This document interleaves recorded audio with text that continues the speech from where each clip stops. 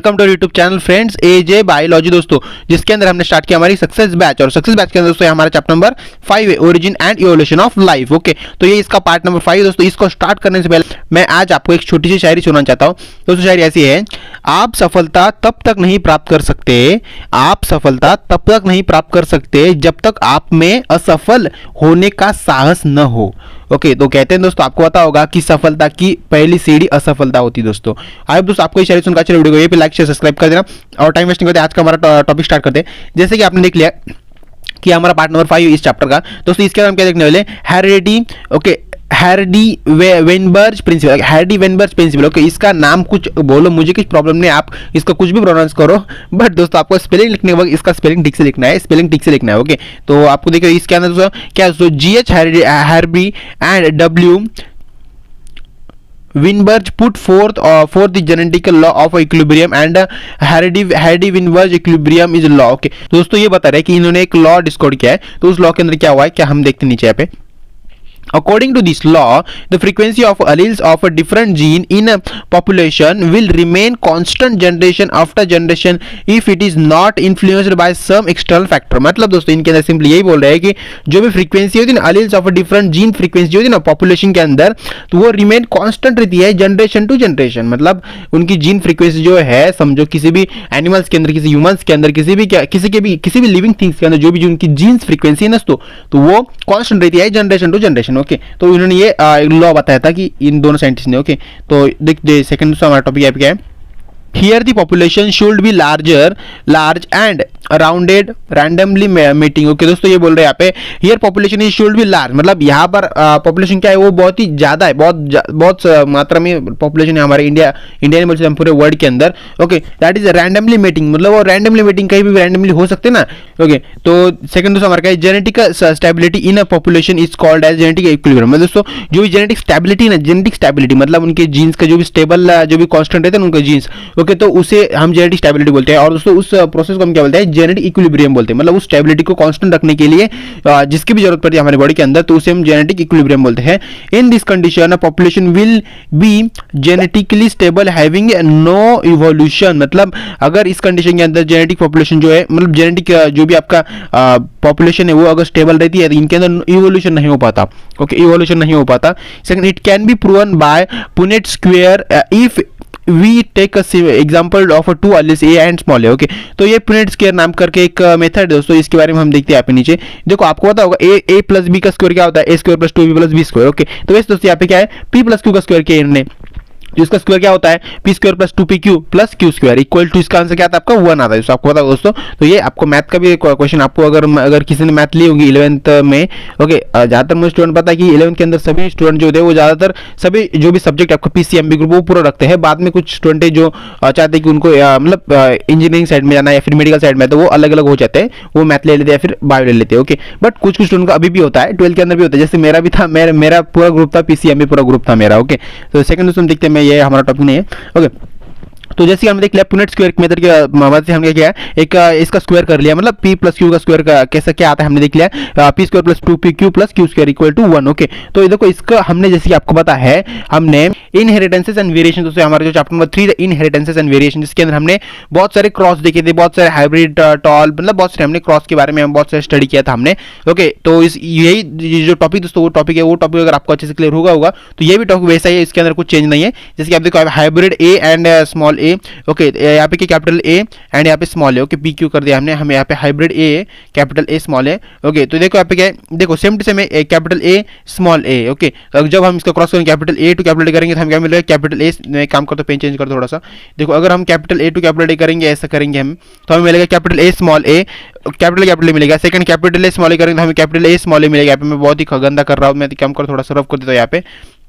देखो तो सेकंड हम कैपिटल ए, ओके ये तो हो गया हमारा, ये हमें दोनों मिल गए इसके। Okay, second small A capital A करेंगे तो हम क्या मिलेगा, कैपिटल स्मॉल ए, सेम वही। फिर से स्मॉल ए करेंगे तो हम क्या मिलेगा, capital A small A Q square. Okay, तो हमें ऐसा मिलेगा। ओके, तो ये इसका फ्रेंड स्क्वायर मेथड बोलते हैं इसे। सेकंड हमारे पे ओके, एडेप्टिव रेडिएशन। अब देखो एडेप्टिव रेडिएशन मींस में क्या होता है एक्चुअली, वो मतलब ये टर्म क्या होती है, एडेप्टिव रेडिएशन मतलब the evolution in which original species are transform into many different varieties known as, मतलब जो ओरिजिनल स्पीसीज होता है ना वो ट्रांसपोज हो जाता है मेनी डिफरेंट वैरायटीज बर्ड इसके अंदर। ओके, जैसे कि आपको पता है, आपको पता होगा, जैसे हम ह्यूमंस के अंदर हम एग्जांपल ले ले, हमारे ह्यूमंस के अंदर कैसा होता है, हमारे इंडिया के अंदर का ह्यूमन मतलब कोई मेन समझ लो, वो कैसा होगा, उसका कलर कैसा होगा, उसकी बॉडी का कलर कैसा होगा, उसका स्किन का कलर कैसा होगा, उसका टॉकिंग का जो भी मतलब लैंग्वेज वो कैसी होंगी, मतलब उसके वो पूरे मतलब बॉडी के नेचर के अंदर पूरा चेंज होता है। मतलब हमारे इंडिया के वाला और सब पकड़ लो आप, किसी यूएस वाला, किसी अलग कंट्री वाला, जापानीज वाला, चाइनीज वाला, किसी का भी ह्यूमन पकड़ लो, पकड़ के लेके आओ, तो देखो उनके अंदर चेंज कितना, मतलब बहुत सारा चेंज होता है। मतलब समझ में नहीं आता ये कौन है क्या नहीं। समझो अगर कोई माँ बाप है, ओके, तो उनको अगर दो बेटे जुड़ा बच्चे, हमने, मैं आपको एग्जांपल दे रहा हूँ, तो उन्होंने एक जुड़ा बच्चे को उन्होंने जापान के अंदर पढ़ाई करने के लिए भेज दिया, मतलब जन्म होते ही, और दूसरे को इंडिया के अंदर भेज दिया, तो दो जुड़वा है, बट उनके अंदर, उनके स्किन कलर के अंदर, उनके बिहेवियर के अंदर, उनके टॉकिंग मतलब उनकी जो लैंग्वेज, उनके अंदर बहुत सारा डिफरेंस है। मतलब समझ में नहीं आएगा कि एक सच में जुड़ा है या फिर कुछ अलग अलग, मतलब पता ही नहीं चलेगा। ओके, तो ये इसका एग्जांपल है। ओके, तो मैं एग्जांपल इसका जैसे आपके टेक्स्ट के अंदर दिया है, एक बर्ड का एग्जांपल दिया है, तो मैं आपको वो भी आप भी दिखा देता हूँ। देखो ये बर्ड ऐसा होता है, अकॉर्डिंग टू क्लाइमेट की वजह से ये सब कुछ होता है, देखो चेंज होती है। देखो ये बर्ड एक्चुअल ऐसा ही बर्ड है, बट ये कुछ जगह पे ऐसा होता है, कुछ जगह पे ऐसा होता है, कुछ यहाँ पे कुछ ऐसे, मतलब सभी जगह पे अलग अलग ये बर्ड इसका उसका जो मतलब फेस बोल सकते, उसकी जो बॉडी है, बॉडी स्ट्रक्चर है, वो अलग अलग होता है दोस्तों। ओके, तो ये इसका एडिपोज क्या बोला हमने यहाँ पे, देखो एडेप्टिव रेडिएशन बोलते हैं। एडेप्टिव रेडिएशन के बारे में आपको एक कंसेप्ट क्लियर हो गई आई थिंक। तो चलो टाइम वेस्ट नहीं करते, देखते हैं नेक्स्ट हमारा।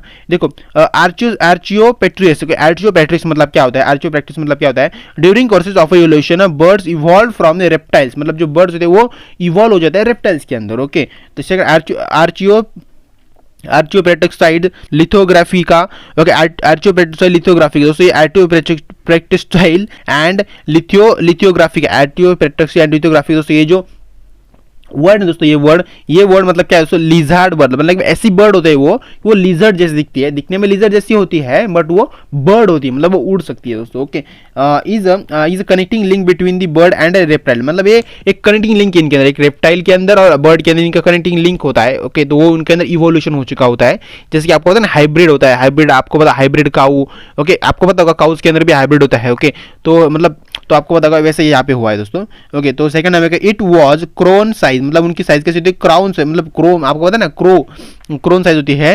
Okay, tooth bird, okay, tooth bird stayed about the 115 million year ago, मतलब दोस्तों ये बर्ड मतलब ये बर्ड कब एग्जिस्ट करती थी, वो करती थी 150 मिलियन ईयर एगो। ठीक है, ओके, मतलब बहुत पुरानी वैसे वो। Okay, that bird fossils are found in 1861, मतलब इस बर्ड के फॉसिल्स हमें मतलब पूरे कंट्री के अंदर कहीं पे भी नहीं, कहीं पर तो 1861 के अंदर हमें उसके फॉसिल्स मिले थे। कहाँ पे मिले हम ये भी अभी देखते हैं। Okay, Jurassic rock of Bavarian in stored कहाँ पे स्टोर कर, इसको ब्रिटिश म्यूजियम के अंदर इस जो भी बर्ड इसके फॉसिल्स स्टोर करके रखे हैं दोस्तों। ओके, सेकंड हमारा क्या है, ओके, हैरिक्सली कॉल्ड, मतलब that is Huxley called them bird which are ग्लोरेथिकल रेप्टाइल। ओके दोस्तों, इस बर्ड को हम क्या बोलते हैं, ग्लोरेटेड वेक्टर, क्या बोलते हैं, ग्लोरेटेड रेप्टाइल बोलते थे। यहाँ पे मैंने वर्ड लिखा है यहाँ पे। ओके, ग्लोरोफिल्ड रेप्टाइल बोलते हैं, ग्लोरोफिल्ड रेप्टाइल बोलते हैं। तो ये बर्ड ऐसे होते हैं दोस्तों। ओके, तीन बर्ड के बारे में आपको क्लियर होगा। नेक्स्ट देखते हैं यहाँ पे। ओके, होमोलॉगस ऑर्गन, अब देखो होमोलॉगस ऑर्गन मतलब क्या होता है, देखते हैं यहाँ पे। The organ of a different organism which are similar in structure but dissimilar in function, मतलब उनके स्ट्रक्चर जो होता है, उनका बॉडी स्ट्रक्चर वो सिमिलर होता है, बट उनके जो फंक्शन है, उनका जो बिहेवियर है, समझ लो यार, तो वो क्या होता है, अलग होता है। That is called as homologous organ. Okay, in study of homologous organ and homology, okay, मतलब जो भी होमोलॉगस ऑर्गन का हम स्टडी करते हैं तो उस प्रोसेस हम क्या बोलते हैं, होमोलॉगी बोलते हैं। क्या बोलते हैं, होमोलॉगी बोलते हैं। जो इसका एग्जांपल दोस्तों हमारे क्या है यहाँ पे, तो इसका एग्जांपल दोस्तों हमारे यहाँ पे ऐसा है। Okay, four limb of lizard, जो भी लिजर्ड होता है उसका फोर लिम्ब आपको पता होगा। Okay, frog horses, wings of birds, okay, flippers of whale, okay, whale, hand of a man, मतलब ये सब कुछ इसके एग्जांपल्स दोस्तों। तो ये एग्जांपल मैंने आई थिंक यहाँ पे नहीं लिया, मैंने सिर्फ बर्ड का एग्जांपल लिया है यहाँ पे। तो हैंड वाला एग्जांपल, ह्यूमंस के हैंड्स वाला एग्जांपल, और मतलब जो भी अदर एलिमेंट एंड एनिमल्स होते हैं, एनिमल जो भी होंगे, बर्ड्स हो गए, उनके जो हैंड्स है उनके एग्जांपल मैंने नेक्स्ट स्लाइड को ऐड किया है। बट देखिए यहाँ पे देखो, ये जो बर्ड देखो, लिजर्ड बर्ड बोलते हैं, क्या बोलते हैं, लिजर्ड बर्ड बोलते हैं। ये लिजर्ड जैसे दिखती है, उसका फेस वैसा है, बट ये बर्ड ये उड़ सकती है। तो मतलब समझ लो यार, एक समझ लो ऐसा कि एक डायनासोर टाइप कुछ था। ओके, तो डायनासोर बोल सकते हैं मुझे, बट डायनासोर नहीं था, वो बोल सकते हैं। ओके, तो ये इसके नेमिंग में आप ध्यान रखना, आपको एग्जाम क्वेश्चन, आपके एग्जाम के अंदर ये क्वेश्चन आपको आ सकता है, तो आपको इसका डायग्राम निकाल देना ऐसे ही ऊपर, कुछ इतना मतलब इतना इंपॉर्टेंट नहीं कि डायग्राम आपको एग्जैक्ट वहाँ पे सेम टू सेम आना चाहिए, बट डायग्राम समझना चाहिए कि ये डायग्राम लिजर्ड बर्ड का है दोस्तों, ऐसा निकालो, नहीं तो कुछ भी मत निकाल। निकल के आना। देखो तो यहाँ पे हमारे एनालॉगस ऑर्गन मतलब क्या होता है, analogous organ the organ of a different organism which are dissimilar in structure but similar in function. मतलब ये दोस्तों ये अलग है, इनके अंदर क्या होता है, इनका जो भी ऑर्गेनिज्म है ना वो डिसिमिलर होता है, बट इनके स्ट्रक्चर जो होता है वो स्ट्रक्चर मतलब इनका जो स्ट्रक्चर होता है वो डिसिमिलर होता है, बट इनके जो फंक्शंस होते हैं वो सिमिलर होते हैं। ओके, जैसे कि the study of analogous organ is called as analogy बोलते हैं इसे। Example wings birds, wings of insects are similar in functions but organs of a different basic structure. मतलब उनके ऑर्गन्स का बेसिक स्ट्रक्चर अलग होता है दोस्तों। जैसे कि आप देख सकते हैं इनके विंग्स सेम होते हैं ना दोस्तों। देखो ये बर्ड्स है, ये इंसेक्ट है और ये बर्ड है, इनके विंग्स तो दिखने में सेम है बट इनका जो भी फंक्शन दोस्तों ये अलग अलग है दोस्तों। ओके, तो समझ सकते हो आप। ओके, तो नेक्स्ट लाइक देखते हैं यहाँ पे। देखो वेस्टिजियल ऑर्गन मतलब क्या होता है, okay, the non functional organ and organisms which were functions in its ancestor और functional in other organism is called. मतलब जो इसका डेफिनेशन क्या बोल रहा है, non functional organism and organism which were function in ancestor, okay, ancestor होते हैं and functional in other organism. मतलब इनका फंक्शन कैसा तो अदर ऑर्गेनिज्म जैसा फंक्शन होता है इनका, that is called as vestigial organ. Okay, this organism में disappear in future due to evolution. मतलब ये जो ऑर्गेनिज्म है ये फ्यूचर के अंदर डिसअपियर हो सकते हैं क्योंकि इवोल्यूशन के कारण। ओके, सेकंड इज एग्जांपल क्या है तो in human, okay, in human caecum, okay, caecum and vermiform appendix vestigial organ and herbivorous animals like rabbit, horses. मतलब ये सब कुछ एनिमल है ये आपके फ्यूचर के अंदर इवॉल्व हो सकते, मतलब इनके अंदर ये लुप्त हो सकते हैं। ओके, क्या हो सकते हैं, लिप्त हो सकते हैं। ओके, इवोल्यूशन हो सकता है इनके अंदर। सेकंड दोस्तों हमारे यहाँ पे टॉपिक दोस्तों हमारे यहाँ पे, ओके, स्पेसिफिकेशन दोस्तों, इसकी कुछ स्पेसिफिकेशन दोस्तों हम यहाँ पे देखते हैं। Okay, the process of a formation of a new species from pre existing species called as specification, that is called as हम रिप्रोडक्शन भी बोल सकते हैं क्योंकि एक न्यू ऑर्गेनिज्म फॉर्म करते हैं, किसकी मदद से करते हैं, एक प्री एग्जिस्टिंग ऑर्गेनिज्म करते हैं। मतलब ऐसा एक ऑर्गेनिज्म जो पहले ही इवॉल्व हो चुका है, उसकी बॉडी मतलब रिप्रोडक्शन के लिए वो रेडी है दोस्तों। Okay, that is called as specification बोलो या फिर रिप्रोडक्शन बोलो, ये दोनों का मीनिंग यही होता है कि इवोल्यूशन होता है इनके अंदर। Okay, second the following steps are specific, मतलब स्पेसिफिकेशन के अंदर कुछ स्टेप्स होते हैं तो उन देखते हैं यहाँ पे। देखो फर्स्ट स्टेप हमारे क्या है, ओके, इंट्रा स्पेसिफिक स्पेसिफिकेशन, इसके अंदर दो टॉपिक आते हैं। फर्स्ट आपका एलोपैथिक स्पेसिफिकेशन, ओके, थर्ड हमारे क्या है सिंपैथिक स्पेसिफिकेशन। ओके, और सेकंड तो हमारे क्या पे intra specific specification. Okay, inter specific और इंट्रा स्पेसिफिक, ओके, ये दोनों वर्ड ध्यान रखना, आपको एग्जाम के अंदर आया तो इसके बारे में थोड़ा बहुत लिख देना, और या फिर इसको ही सिर्फ बता दिया कि इसके अंदर ये स्टेप्स होते हैं तो भी आपको मार्क्स मिल जाएंगे वहाँ पे। ओके, तो आई थिंक यहाँ पे खत्म हो गया। देखो यहाँ पे वो जो मैंने बोला ना आपको हैंड्स के बारे में, एनिमल्स, बर्ड्स और इंसेक्ट के हैंड्स के बारे में मैंने बताया, तो हैंड्स का डायग्राम यहाँ पे मैंने गलती से छाप दिया यहाँ पे। देखो तो ये कोई ऐसे होते हैं, लिजर्ड का हैंड है, हॉर्स का, ओके, वेल का है, बैट का है, बर्ड का है, मैन का है। ओके, तो ये सब कुछ ये ह्यूमन का आई थिंक हमारे, ये यस ह्यूमन का, ये ह्यूमन के हैंड के बारे में दिया है यहाँ पे। तो क्या क्या होता है आप देख लो यहाँ पे। और दोस्तों ये जो डायग्राम है दोस्तों, ये डायग्राम इसके बारे में दिया है कि इसके अंदर जो भी बर्ड्स है ना, बर्ड्स की कैसे होती है, उसकी आँख कैसी होती है, ओके, और उसके जो भी चोच बोलते हैं मुझसे होते हैं वो कैसी होती है। ओके, उसके सब कुछ यहाँ पे, टीथ के बारे में सब कुछ है यहाँ पे। ओके, उसके अपेंडिक्स के बारे में सब कुछ यहाँ पे दिया है। ओके, तो ये था इस चैप्टर का पार्ट नंबर 5 दोस्तों। ओके, तो इस पार्ट नंबर 5 के अंदर आपको सब कुछ क्लियर हो गया होगा। तो वीडियो दोस्तों आपको थोड़ी सी भी अच्छी वीडियो को लाइक, शेयर, सब्सक्राइब सब कुछ कर देना। और दोस्तों अगर आपने अभी तक हमारे चैनल को सब्सक्राइब नहीं किया है तो जल्द से जल्दी प्लीज़ सब्सक्राइब कर देना, क्योंकि मुझे आपके सपोर्ट की बहुत ज़रूरत है।